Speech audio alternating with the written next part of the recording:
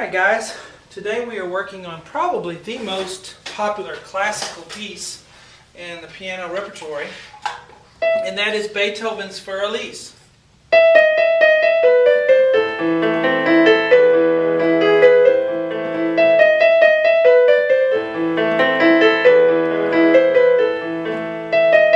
And so forth.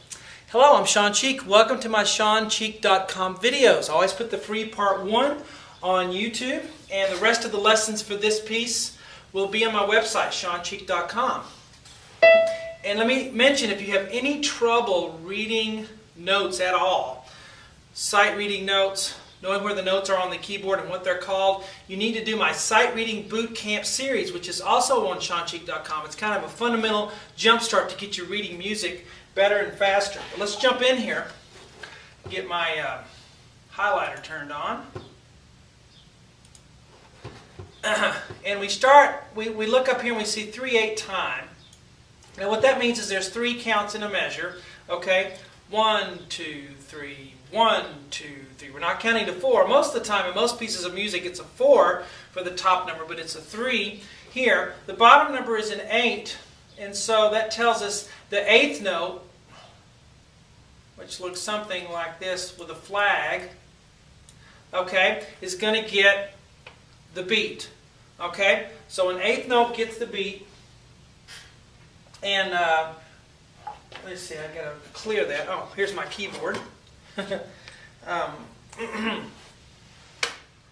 So quarter notes are going to get 2 counts. 8th notes are going to get 1 count. 16th notes are going to get half a count. Okay, so we start on count 3. It's a pickup note, so it's count 3, and then we have and.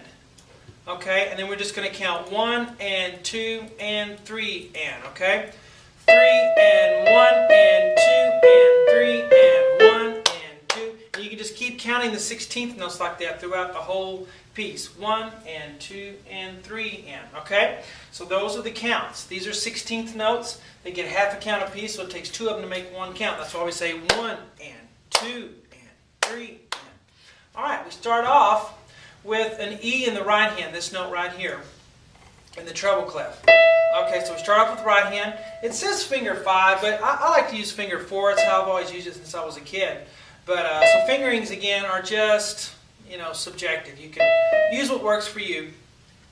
E, then we have a D sharp after that I'm going to play with my 3rd finger.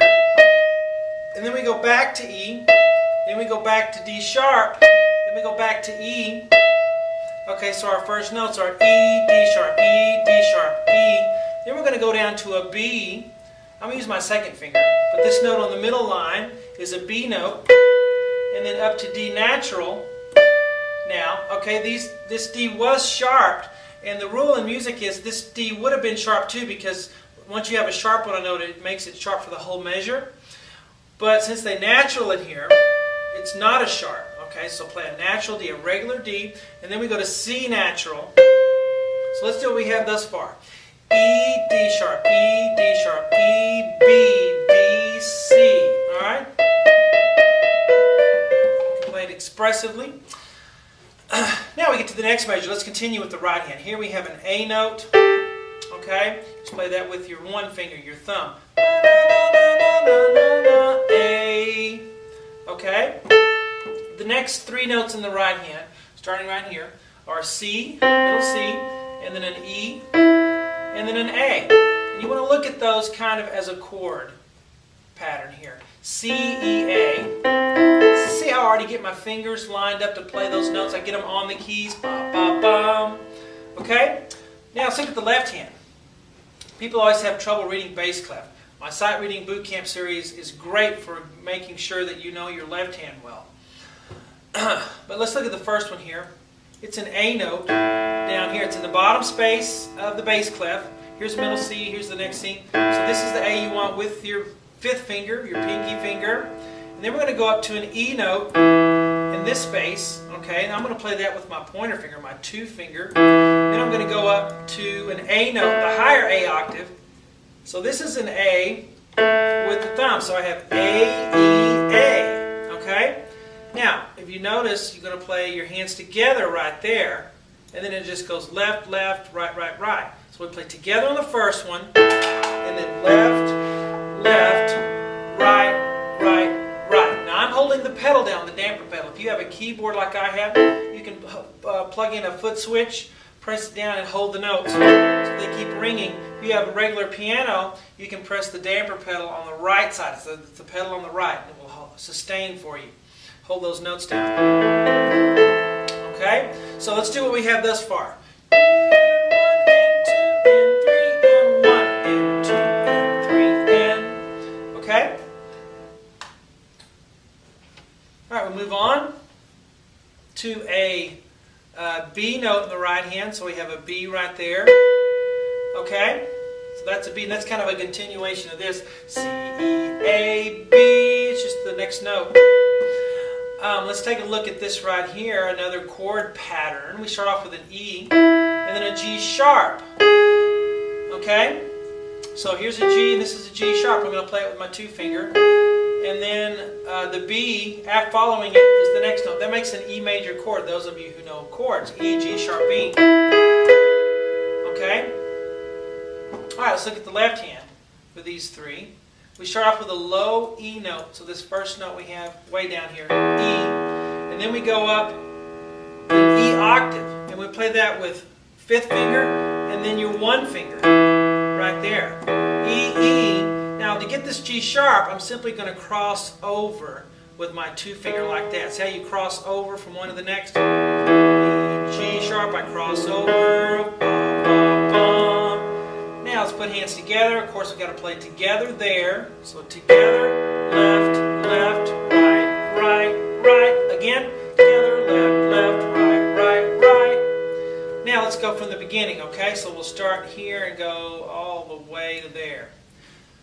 3 and 1 and 2 and 3 and 1 and 2 and 3 and 1 and 2 and 3 and. Okay? Continuing on, the next measure. We have a C note here in the right hand.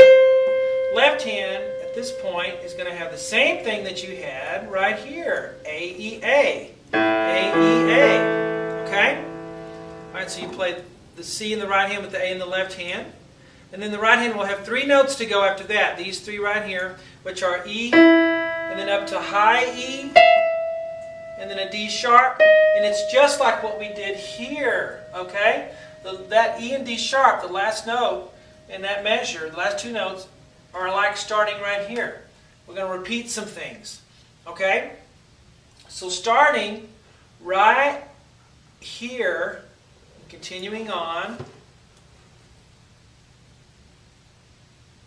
to that point right there, it's exactly the same. Okay? So the part that I marked in red is exactly the same as what we've already taught.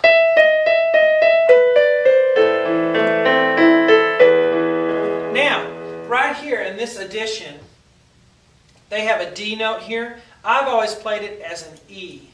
So if you were my personal student, I would put an X on that note, put an E. An edition just means, you know, there are different copies. Way back then, they just hand copied everything, and sometimes there'd be a note difference, a discrepancy. And I think we've all heard it as an E, so I would change this D note to an E. Okay? And then C, B, A. So E, C, B, A. Now when you play that A, you're going to play left hand A, E, A. So, alright, then it would repeat. So we take a look here. I'm going to put this back again so you remember to do that as an E. When you repeat, you have E, D sharp, then you have the 2 bar lines, the thick line and the skinny line, and the 2 dots. It tells you to repeat back to the beginning.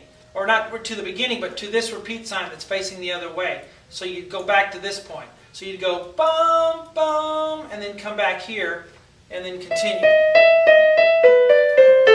Alright, so that's all we're going to do in this free part 1. But let me go slowly for you from the beginning all the way to, I'll stop right here, okay?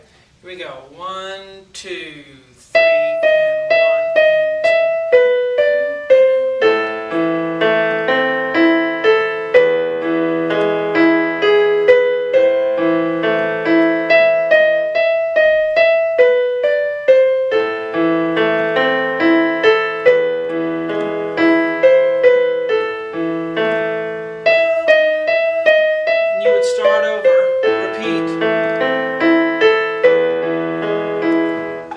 that's it for the free part one. I hope you enjoy it.